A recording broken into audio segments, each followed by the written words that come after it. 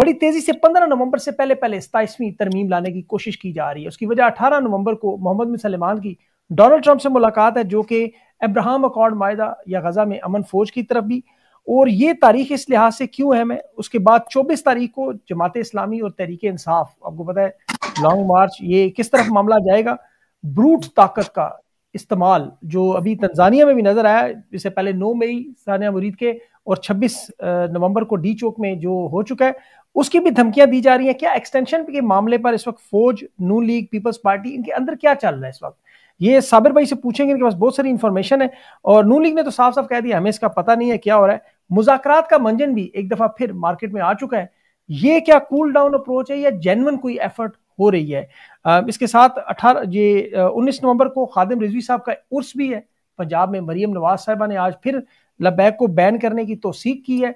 ये मामला किस तरफ जाएंगे? और मौलाना और एएनपी के 3 वोट, एक्सटेंशन जरूरी है या इस वक्त जो आसिम मुनीर साहब की 27वीं तरमीम? साबिर भाई बहुत बहुत शुक्रिया आपका, इंट्रो आपने सुना।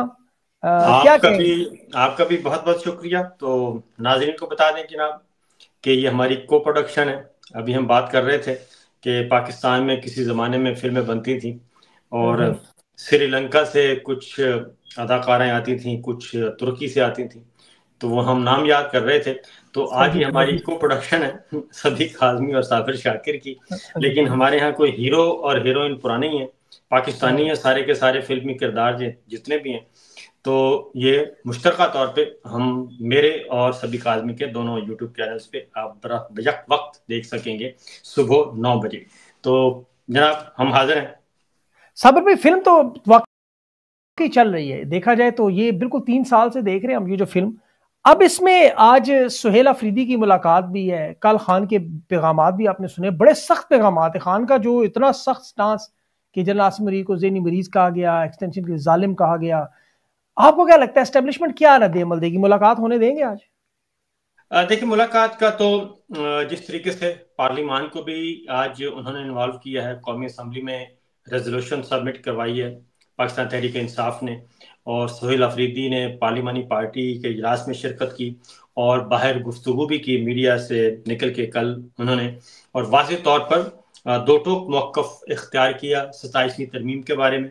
और इब्तदाई तौर पे उन्होंने कहा है कि जनाब ये हमें कबूल नहीं है किसी भी सूरत में, खा वो 243 का मामला है आर्टिकल, या फिर सूबाई खुद मुख्तारी पे हमला है, या एनएफसी रिवार्ड पे कट लगाना है।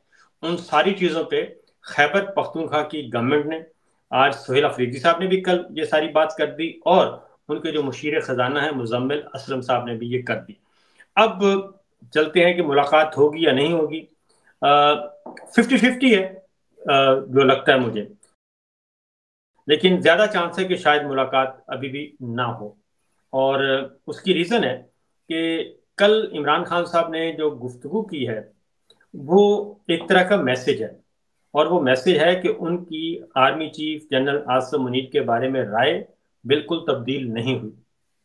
और इनडायरेक्टली उनका ये मैसेज भी, अगर हम इसको जरा अनफोल्ड करें, तो पता नहीं अगली मुलाकात हो ना हो। इमरान खान साहब ने एक हफ्ता बाद होनी थी मुलाकात जो फैमिली की है, तो फैमिली के जरिए ही इस नौयत की जो गुफ्तगू है डायरेक्ट एक्चुअल बाहर आ सकती थी।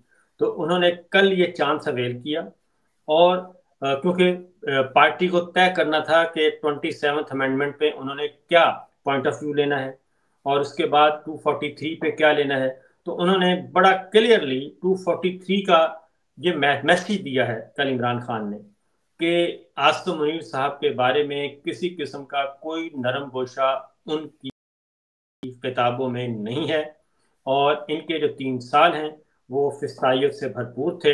इसलिए इस बारे में खान साहब हर तरह के नताइज से बाखबर कह लें, बेखबर कह लें, बेखतर कह दें, वो उन्होंने कल बयान कर दिए। अच्छा, इस पे तो एक्सटेंशन का मामला जरूरी है आपके ख्याल में, या 27वीं तरमीम? दोनों में से ज्यादा अहम क्या मामला है?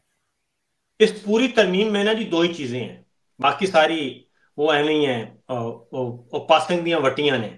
ठीक है, 2 मेन है, एक है 243 फील्ड मार्शल, ठीक है, और दूसरी है आईनी अदालत।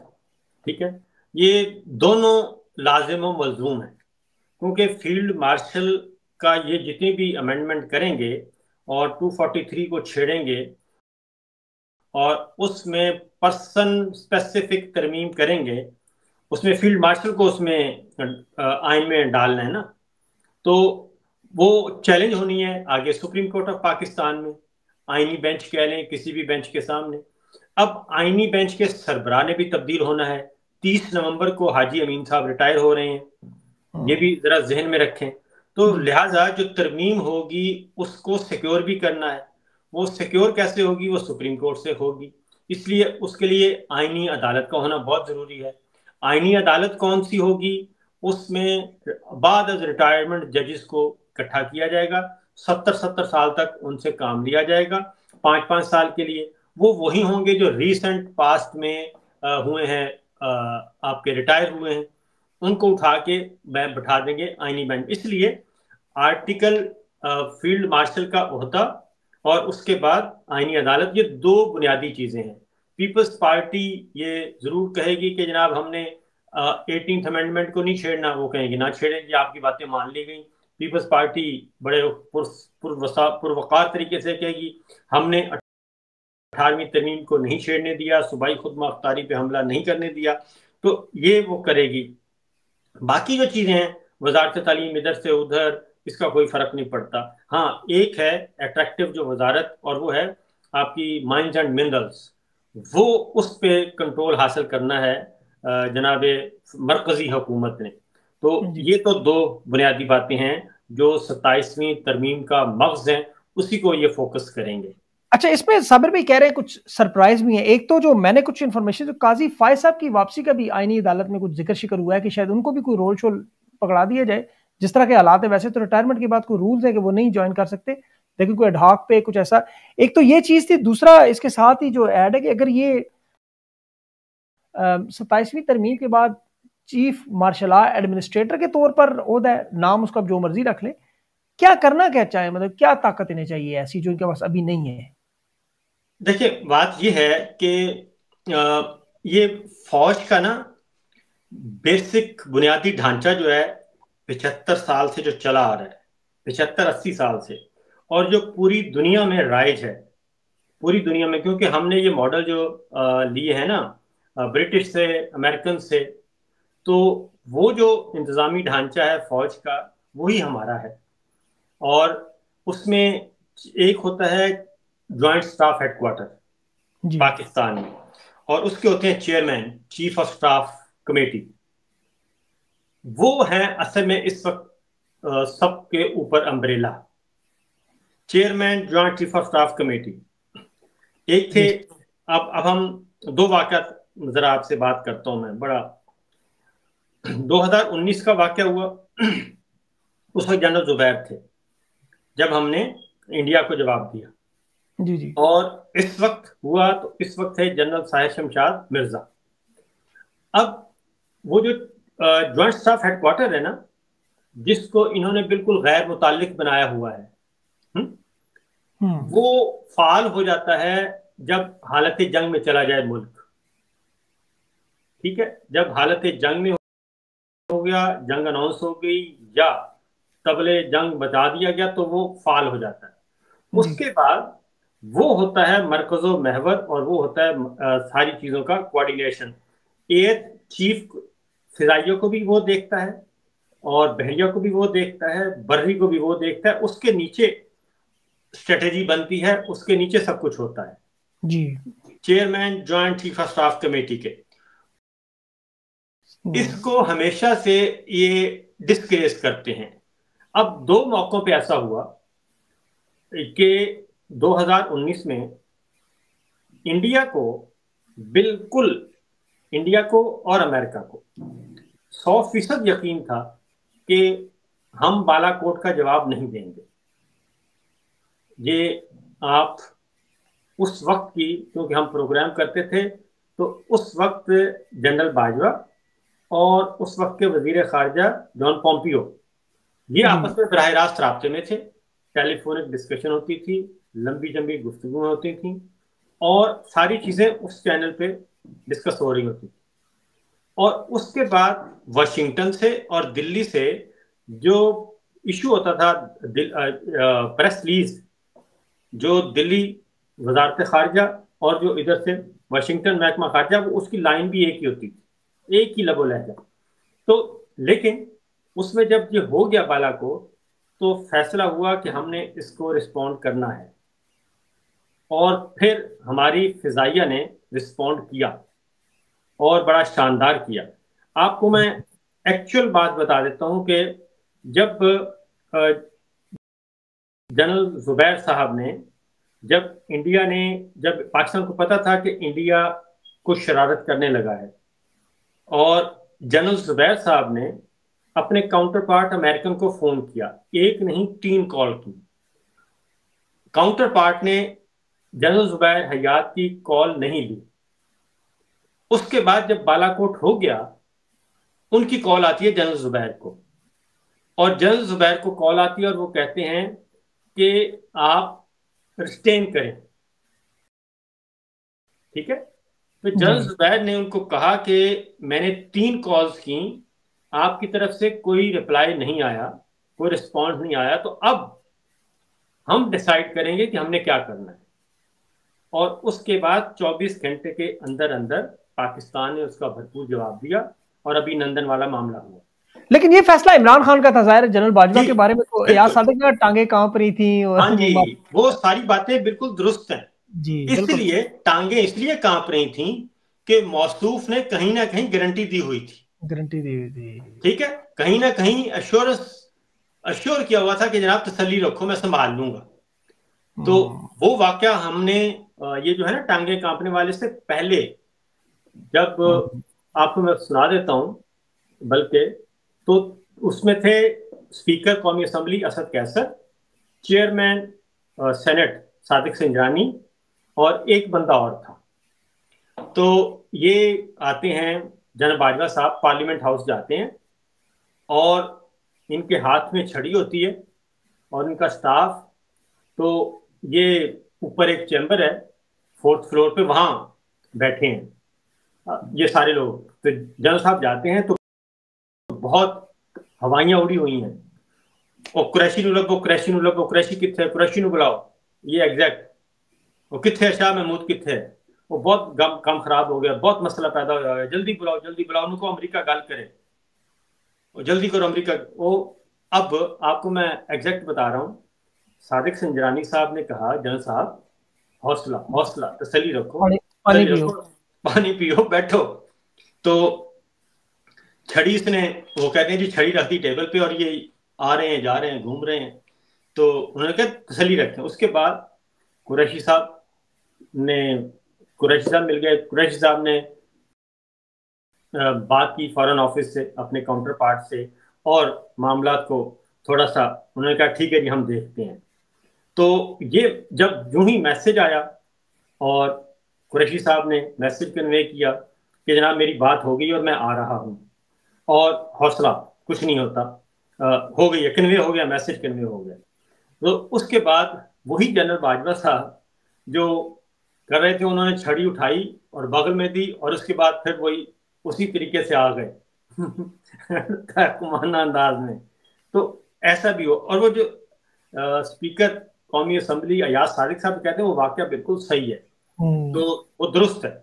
उसमें देखे एयर मार्शल जो जावेद सही साहब जिन्होंने एक ऑपरेशन किया, वो बेचारे गद्दारी के इल्जाम में पहले 14 साल, फिर 4 साल अभी उनकी वो। सर पता नहीं इस ये जो एपिसोड हुआ है ना लास्ट, इस पे भी बहुत कुछ होना है। अब आते हैं कि अब यही उस वक्त फिजाइया ने, उस वक्त जनरल जुबैर कर रहे थे डील, ठीक है, चेयरमैन, जाहिर है चेयरमैन ही करते हैं उस वक्त। तो अब भी ये जो अभी लड़ाई हुई है, इसमें भी joint staff headquarter general Sahir Shamshad Mirza, तो जनरल साहिर शमशाद के अम्ब्रेला के नीचे सब कुछ हो रहा था। आपने देखा है कि मैंने 3 दिन पहले खबर दे दी थी कि 3 टारगेट्स इन्होंने मांगे हैं, उन्होंने कि जी हमें बहावलपुर, मुरीद के और एक आध जगह पे हमें स्ट्राइक करने दें, और उसके बाद मामला खत्म। ये, और पाकिस्तान पे प्रेशर था कि आपने जवाब नहीं देना। उसके बाद रिकॉल करें आप कि उन्होंने ये काम कर दिया, हमने 2 दिन जवाब ही नहीं दिया। ठीक है, हमने 2 दिन जवाब नहीं दिया, वो इंटरनेशनल बॉर्डर पे आके सारा कुछ करके चले गए और हम जवाब नहीं दे रहे। उसके बाद मीटिंग होती है पार्लियामेंट हाउस में, राना सनाउल्लाह साहब बाहर निकलते हैं, उनसे गुफ्तगू होती है। तो वो मीडिया पर्सन, सवाल का जवाब मेरे पास पड़ा है, वो कहते हैं हाँ ये डिसाइड हुआ है कि अगर अब इंडिया ने कुछ ना किया तो हम भी जवाब नहीं देंगे। यानी कि जो पिछला जो कुछ हुआ मिट्टी पाओ, और अगर अब कुछ हुआ। लेकिन उसके बाद जब उन्होंने किया हमारे एयर बेसिस को, और जब एयर बेसिस को किया तो उसके बाद हमारी अच्छा, उसमें भी साबिर में बड़ी टेक्निकल चीजें कि वो जो एयर बेस नूर वली खान है, वहां पे भी अमेरिका की प्रेजेंस थी, उनके इक्विपमेंट्स थे वहां पे, उनके बड़ा हथियार थे, जिसकी वजह से मामला बड़ा के जवाब देना पड़ा। अमेरिका में भी जो ट्रम्प की नाराजगी और गुस्सा वो सामने आया। हम इससे इस इंफॉर्मेशन से हट भी जाएं, उन्होंने हमारी रफीकी एयरबेस को निशाना बनाया, उन्होंने हमारे नूर खां को बनाया, उन्होंने हमारे एक और एयरबेस को बनाया, फिर हमारी जो सिंध में एयरबेस थी वहां पे हमारी शहादतें भी हुई। ठीक है, जी हाँ। ये जब हुआ तो उसके बाद पाकिस्तान ने जवाब दिया, हमारी फिजाइया ने, और उसका भरपूर जवाब दिया गया, और बेहतरीन जवाब दिया गया। अब ये जो अब आ रहा है ना, ये जो फील्ड मार्शल के नीचे ये सारा कुछ दे रहे हैं, फील्ड मार्शल को 5 स्टार कर रहे हैं और उसके नीचे ये सारे कर रहे हैं, तो बेसिकली हमारा जो फौज का सारा 80 साल का जो ढांचा है, स्ट्रक्चर है, उसको हम डिसमेंटल कर रहे हैं। बिल्कुल, ये तकरीबन 40 जर्नेलों का मामला बनता है अगर बाजवा के दौर से देखें। उसको हम डिसमेंटल कर रहे हैं। हमारा जो ज्वाइंट स्टाफ हेडक्वार्टर का रोल है उसको हम 0 कर रहे हैं, अब वो भी नहीं रहेगा। अब ये सारे का सारा एक शख्सियत के पास आ जाएगा जो आर्मी चीफ भी है, जो फील्ड मार्शल भी है। ठीक है, चीफ मार्शल एडमिनिस्ट्रेटर भी हो सकता है। हाँ, उसके बाद जो मर्जी आपके उसके साथ लगा लें, ये सारे का सारा उसके नीचे आ जाएगा। और फिर जो एक होता है, फिर क्या होगा, अब तो जब होता है ना जी, मीटिंग होती है, स्ट्रेटेजी बनती है, तो चेयरमैन के नीचे सारे बैठते हैं, तो सारे इक्वल होते हैं, 4 स्टार। ठीक है, सारे 4 स्टार होते हैं, चेयरमैन जो है वो उसको कर रहा होता है, लीड कर रहा होता है। उसमें डिस्कशन होती है ओपन, एयर चीफ अपनी इनपुट्स देता है, नेवल चीफ अपनी इनपुट्स देता है इंडिपेंडेंटली। ठीक है, आर्मी चीफ अपनी इनपुट देता है, वोट एक एक बराबर होता है सबका। ठीक है, उसके बाद स्ट्रेटजी तैयार होती है, उसके बाद प्लान तैयार होता है। इसके बाद क्या होगा, फील्ड मार्शल के बाद वो सारी चीजें 4 in 1 एक जात में मरकूज हो जाएंगी, और 5 स्टार के सामने जाहिर है अब ये सिर्फ फील्ड मार्शल का जो है ये नहीं होगा, बल्कि ये मजीद इख्तियार भी लेंगे। मतलब अब अलामती ताकत के साथ इनके पास असल ताकत, हाँ, मतलब अनान बन जाएंगे फौज की। इस वक्त तो फील्ड मार्शल जो है वो शोल्डर प्रमोशन है ना, जैसे छोटे थानेदार को खुश होके एक फूल लगा देते हैं डीपीओ, आरएसपी हजरात, डीआईजी के, चले जनाब एक अच्छा काम किया है, तो पुलिस मुकाबला किया तो एक फूल लगा दिया, तो उसकी प्रमोशन कागजों में मैच्योर नहीं होती ना। तो ये वाला काम है, ये आइन के अंदर। अब अच्छा, इसमें कानून भी नहीं तब्दील, ये कानून साजी भी नहीं हो रही सिंपल, बल्कि अमेंड किया जा रहा है आइन में। उसकी क्या वजह है? उसकी वजह यह है कि जो कानून बनाते हैं, लेजिस्लेशन नॉर्मल, वो चैलेंज हो जाती है और उसको अनडू करना आसान होता है, उसको अनडू करना आसान होता है कोर्ट में। जब आप कहते हैं ना जी अमेंडमेंट हो गई, तरमीम हो गई 2/3 अक्सरियत से, दोनों ईमानों ने, इसको नहीं आप छेड़ सकते, तो इसलिए वो काम भी पुख्ता किया जा रहा है। लेकिन सब्र भाई, ठीक है, काम तो उन्होंने पुख्ता किया, लेकिन हमने जिस तरह ये 18वीं तरमीम को रिवर्स करके 26वीं ला रहे हैं, तो कल को ये भी रिवर्स हो जाएगा सर। उसमें ये होगा ना कि देखें होगा क्या, अगली गवर्नमेंट को ये रोकेंगे कि उसको सिंपल मेजॉरिटी भी ना मिले। अगर सिंपल मेजॉरिटी मिल भी जाए तो 2/3 ना मिले। ठीक है, 2/3 मेजॉरिटी का मिलना एक महाल होता है। तो आपने देखा होगा कि 8th अमेंडमेंट जो हुई आठवीं तरमीम 1988 में हुई थी, 1986 में हुई थी, ठीक है। आठवीं तरमीम 1986 में। और वो उसको तब्दील कब किया गया? 1998 में जाके, 1998 में, ठीक है। तो कितने साल बाद, कितने साल लगे? 86 से ऑनवर्ड 12 साल लगे, बिल्कुल, ठीक है जी। 12 साल बाद खत्म हुई थी, जब नवाज शरीफ साहब को 2/3 मेजोरिटी मिली। तो इसीलिए अब ये सारा कुछ असल में इनके अंदर है खौफ, क्योंकि पिछले 3 सालों में जो कुछ ये कर बैठे हैं आइन के साथ, जमहूरियत के साथ, इंसानी हुकूक के साथ, हर चीज, जान माल आबरू, इलेक्शन चोरी से लेके जो कुछ भी ये कर सकते थे वो कर दिया है। वो सारे का सारा है तो चार्जशीट। तो ये चाहते हैं कि इनको कॉन्स्टिट्यूशनल कवर मिल जाए। ये इसको कहते हैं पार्लिमानी जुबान में या कॉन्स्टिट्यूशनल इंडेमनिटी। ये इंडेमनिटी मांग रहे हैं कि इंडेमनिटी मिल जाए, लेकिन ये भूल जाते हैं कि ये पार्लिमान जो है ये फॉर्म 47 की जाली, और इनके पास ओरिजिनल फॉर्म 45 भी नहीं है। ये हारे हुए लोग हैं, एलियंस हैं, उनको आपने बिठा दिया पार्लिमान में और कह दिया कि जनाब आप आज से एमएनए हुए और आज आप सिर्फ वजीर आजम भी हैं और वजीर भी हैं। तो ये है इशू। अच्छा, इसमें सबर भाई, फौज के अंदर जो रद्द-ए-अमल है, नून लीग है, पीपल्स पार्टी है, ये क्या खुश है? ये तो खुश नहीं होंगे कि यानी कोई मसला हो सकता है इससे? ये तो फौज से मुतालिक ताल्लुकात हो गए ना, कि चले ताकत भी आ गई, फौज आपकी मुकम्मल होगी सारा, इससे क्या फर्क पड़ेगा आईनी अदालतों में? मैं तो समझता हूँ कि ये जो फील्ड मार्शल वाला मामला है, ये भी बिल्कुल इदारे हरगिज हरगिज इदारे खुश नहीं होंगे। उसकी रीजन ये है कि आप एक 3 इदारों की खुद मुख्तारी खत्म कर रहे हैं, पाक फिजाइया की, पाक बहरिया की, और एक पूरे का पूरा जो स्ट्रक्चर है वो उसको डिसमेंटल कर रहे हैं। और ज्वाइंट स्टाफ हेडक्वार्टर जो है, जो पूरी दुनिया में एक स्ट्रक्चर है, उसको आप डिसमेंटल कर रहे हैं। उसकी जगह पे आप एक जाती ख्वाहिशात की बुनियाद पे एक शख्स को आप फील्ड मार्शल का एक नया ओहदा तख्लीक करके 5 स्टार करके तो उसके हवाले कर रहे हैं सब कुछ।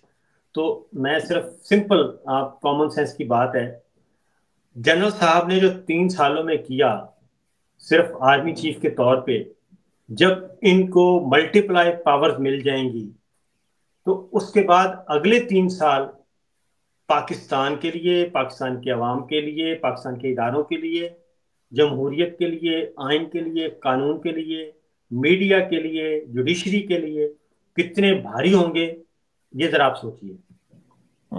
बिल्कुल। अभी इस सूरत हाल में जो ब्रूट ताकत का मुजाहरा, अभी जैसे 24 नवंबर को तहरीक इंसाफ एहतजाज के लिए निकलना चाह रही है, उन्होंने कहा है सुहेल अफरीदी ने तो कि 27वीं तरमीम की मुजाहमत करेंगे। ज़ाहिर उनके सूबों के भी तालीम, सेहत, सब कुछ डमी कर दिया जाएगा जिस तरमीम के मुताबिक देखा जाए।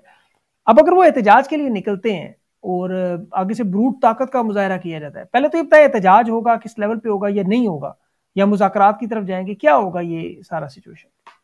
मेरा ख्याल है कि पहली बात तो ये है कि ये इनका ख्याल है कि गोली चलाएंगे, ये चला सकते हैं, लेकिन हर बार गोली नहीं चलती होती, ये एक तयशुदा अमर है। दूसरा ये है कि उनकी स्ट्रेटेजी भी इस दफ़ा मुख्तलिफ होगी। वो भी भुगत चुके हैं। उनके सामने आज़ाद कश्मीर मॉडल भी है, उनके सामने मुरीद के भी है, उनके सामने 26 नवंबर भी है। वो सारी चीज़ों को देख चुके हैं, 9 मई भी है, तो उन्होंने उन सब से बचना भी है। तो मेरा अपना ख्याल है कि इस बार अगर एहतजाज होता है तो वो बड़ा डिफरेंट नौइयत का होगा और वो उमूरे ममलिकत को मफलूज करने वाला होगा। ये मेरी इत्तला के मुताबिक।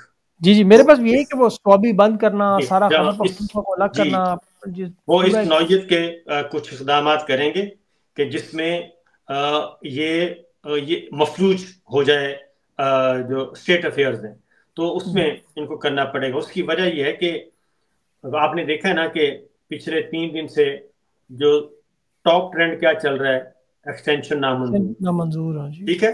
अब ये टॉप ट्रेंड 3 दिन से चल रहा है, तो यही है आवाज़ खल्क नकारा खुदा। तो एक बात, और दूसरी बात यह है कि आपने पूछा था इदारों के अंदर, सर सूरत हाल ये है कि इदारा इदारा क्या है, चलता पानी जो है ना वही अच्छा होता है। पानी रुक जाए तो फिर वो भड़ास मारता है। तो जनरल साहब से पहले भी फौज माशाल्लाह से काम कर रही थी, और जनरल साहब के बाद भी फौज ने काम करना है, और इसलिए कोई भी नागुज़ीर नहीं होता। मैं सिर्फ, ठीक है ना। अब अगले जो पिछले जो इस वक्त 5 सीनियर मोस्ट आप ले लें लेफ्टिनेंट जनरल, क्या वो प्रोफेशनल्स नहीं है? क्या उनको काम नहीं आता? क्या उनको दुनिया का नहीं पता? क्या वो लड़ते नहीं है? जो लड़ाई लड़ी गई है अभी, हमने भारत के साथ लड़ाई लड़ी है, तो वो उन्होंने ही लड़ी है ना। बिल्कुल ठीक है ना। तो उन्हीं में से एक ने आर्मी चीफ बनना है।